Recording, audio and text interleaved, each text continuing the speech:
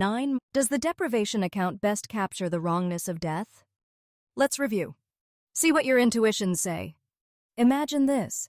You must endure 9 months of the flu in order to allow a being to experience 1 second of a future like ours. Let's call this flow. Alternatively, you could unplug yourself from this being, preventing it from having that 1 second. What aligns with your intuition? Would you unplug yourself? Would you allow your loved one to unplug themselves? Now let's shift the scenario.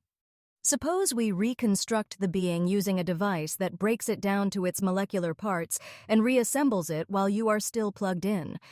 You just have to press a button. Do you press it? Let's raise the stakes. This being will now have not just 1 second of flow, but 75 years if you press the button. It seems clear we should press it. But why? There's no longer harm. The being gets more time, yet something feels off. We've irreversibly destroyed a numerically identical being and created a qualitatively identical one. We don't want to say we can unalive beings just because a copy exists somewhere. So what factors are doing the moral work? Let's return to the original case.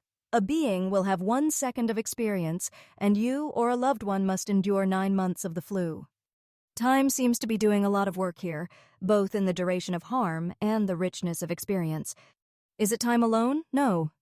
It seems an infinite amount of time can pass, but if nothing occurs, if there's a kind of suspended state of being, then the wrongness lies only in the loss of existence, not in the deprivation of future goods.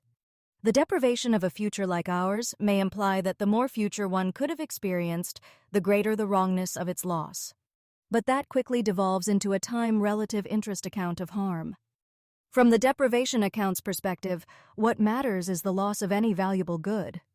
Flow becomes an index for unspecified valuable goods, often referred to as hopes, dreams, and a series of mental states. Interestingly, these are all seemingly related to the mind.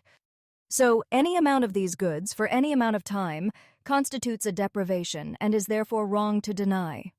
If you've seen Naruto, you'll recall Itachi's Mangekyo Sharingan and the dreaded Tsukuyomi technique.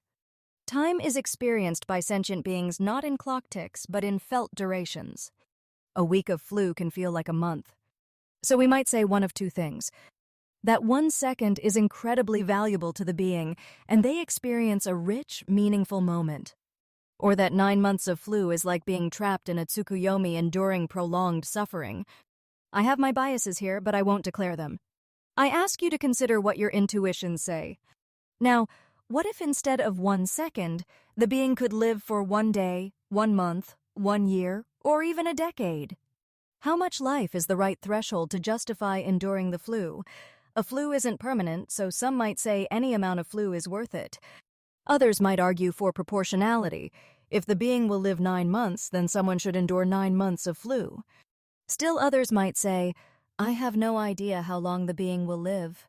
This uncertainty means I must do whatever it takes regardless of whether the being will have just 1 second of flow, or it is unlikely or merely possible.